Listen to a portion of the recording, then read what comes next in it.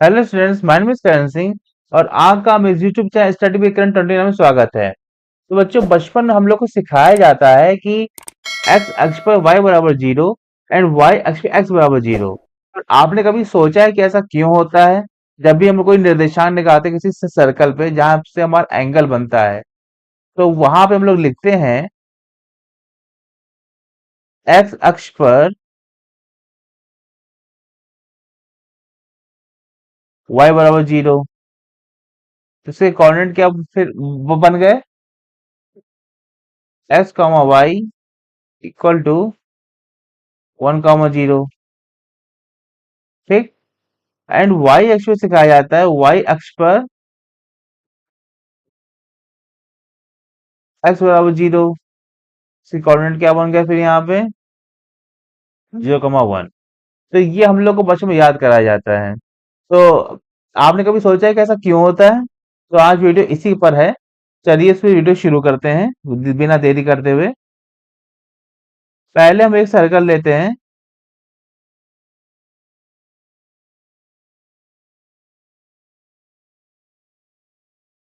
ये सर्कल हमने ले लिया है।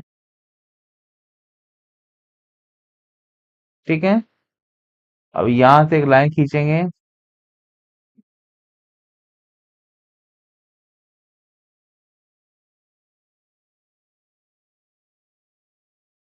यहाँ से एक और लाइन खींचते हैं। ये ठीक है। अब यहाँ पे ये अब इसे मान लीजिए सर्कल है, ऐसा सर्कल ही है। और हर सर्कल की अपनी एक रेडियस होती है। तो मान लेते हैं इसकी जो रेडियस है वो है 1 यूनिट।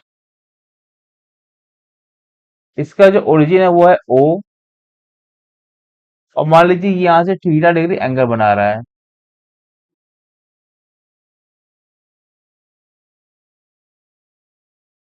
इसके कोऑर्डिनेट क्या हो जाएंगे? R cos theta. एक सेकेंड, यहाँ जगह नहीं है। इसके कोऑर्डिनेट हो जाएंगे R cos theta comma R sine theta. इस बिंदु पर, ये जो बिंदु है इसको स्ट्रेट होना चाहिए था। मान लीजिए ये स्ट्रेट ही है। तो यहाँ से थीटा हमने बनाया, एक सेकंड इसको बिगाड़ दूं मैं। स्ट्रेट नहीं है ये।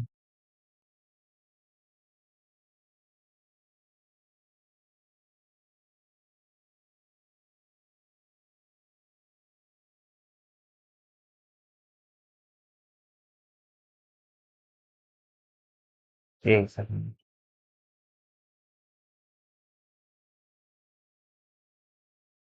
ये हमारा एंगल बन गया है।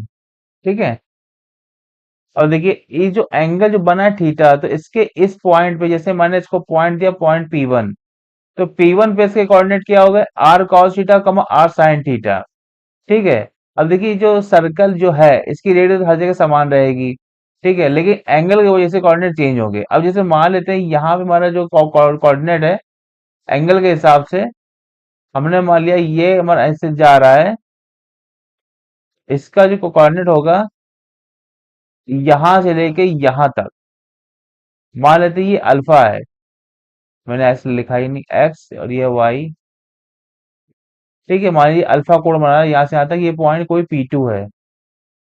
तो P2 के हिसाब से इसका जो वो होगा, क्या कहते हैं, कोऑर्डिनेट होगा, वो होगा R cos alpha comma R sine alpha.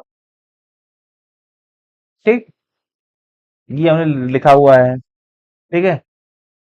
अब देखिए ये थीटा है, ये R cos theta R sine theta, यही इसका रीजन है जिसकी वजह से 1 0 0 बनाता है। यहाँ जो है R cos R sine theta. अब जैसे मान लेते हैं कि हमने इस पॉइंट पे कोऑर्डिनेट निकालना है, इस पॉइंट पे। ठीक है, तो इस पॉइंट कोऑर्डिनेट निकालते हैं। तो कैसे होगा, यहाँ आप देख ही सकते हैं। मैं एक और फिगर बना दे रहा हूँ ताकि आपको अच्छे से समझ में आ जाए। एक छोटा सा सर्कल मैं ड्रॉ करना चाह रहा हूँ।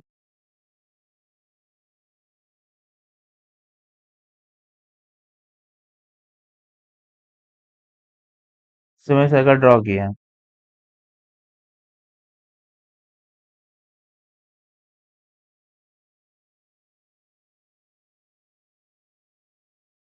एक ये है और एक ये।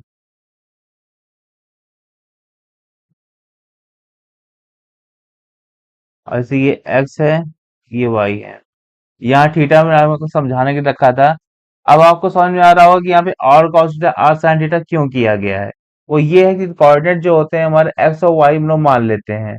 अगर दो डायरेक्शन लेते हैं एक्स और वाई, और रेडियस इनटू में इसलिए होती है क्योंकि जो एंगल होते हैं वो रेडियस से जुड़े हुए होते हैं, उनका मल्टीप्लिकेशन होता है। तो r cos theta r sin theta हो गया। ठीक है। अब जैसे मान लेते हैं ये हमारा O है। अब हमें इस पॉइंट पे कोऑर्डिनेट चाहिए, इस पॉइंट पे। तो इस यहाँ से यहाँ कितना एंगल बन रहा है, इस O से लेके ये हमारा P1 है एंड ये हमारा P2 है। ठीक है। ये P2 है और ये P1 है। अब O से लेके P1 तक हमारा कोऑर्डिनेट क्या बन रहा है, ध्यान दीजिए। यहाँ हमने क्या बताया, r cos theta r sin theta. ठीक है, ये है ये। अब यहाँ पे आप देखिए इसकी भी रेडियस मान लेते हैं 1 है, 1 यूनिट है इसकी रेडियस भी। तो O से P1 तक, चलिए P1 निकालते हैं पहले। P1 is equal to r cos theta r sin theta. r कितना 1 है, तो 1। अब थीटा कितना है यहाँ पे, थीटा है यहाँ पे, लिख दे रहे हैं theta is equal to 0 degree. ठीक है। तो 1 cos 0 1 sin 0, sin theta sin 0 हो गया। अब आपको पता ही है cos 0 होता है 1, cos 0 1 होता है। मैं लिख दे रहा हूँ चूंकि cos 0 degree 1 and sin 0 degree बराबर 0। तो इसके मान क्या आ गए यहाँ पे, तो P1 इक्वल टू आया 1, 0। ये P1 आया है हमारा, ये P1 ही है। 1, 0 आया। अब इसी तरह से अब हमको जो कोऑर्डिनेट चाहिए y के, इस P2 के कोऑर्डिनेट चाहिए, P2 के। तो कैसे होगा यहाँ पे, सबसे पहले इस फिगर में ऊपर कर दे रहा हूँ। P2 के कोऑर्डिनेट चाहिए हमको यहाँ पे। ठीक है। तो यहाँ से आप देख सकते हैं कि हमारा जो एंगल है x से लेके y तक का, ये हो गया 90 डिग्री। अब हमें P2 कोऑर्डिनेट चाहिए, क्या हो जाएगा यहाँ पे, क्या हो जाएगा, P2 बराबर वो सेम वही rule, r cos theta r sin theta. ठीक है, बराबर। अब यहाँ पे हम मान लेते हैं r तो 1 है। ठीक है, r 1 है और थीटा इस बार है 90 डिग्री। ठीक है, इसमें रखते पुट करते हैं 1 into cos 90 and 1 into sin 90। एक सेकंड, थीटा लिख दिया हमने, sin 90 degree. P2 equal to cos 90, आप जानते हैं क्या होता है, cos 90 हमारा होता है जो कि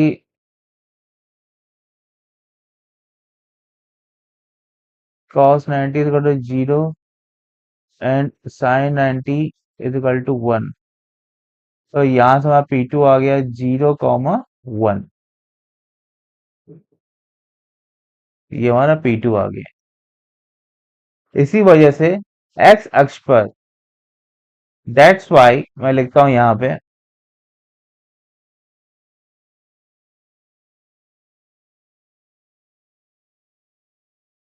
दैट्स वाई